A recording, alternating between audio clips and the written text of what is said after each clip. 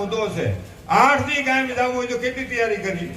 કોઈનું લીધું, કોઈનો મારો નાવાનો સડ્ડો લીધો, કોઈનું પેલી બેટરી લીધી, કોઈનું વાયર લીધું, કોડ લીધો. અરે અહીંયા અહીંયા અહીંયા અહીંયા ભરાવો, અહીંયા જો, અહીંયા ઠેલો મૂકો, અહીંયા મૂકી દો. અરે એક ઠેલો અહીં મૂકો છો. એવા બે માણા ફીટ કરે બધી ગાડી અને પછી જાય. એ 4થા દિવસે ઠેલા પણ વિખાવા.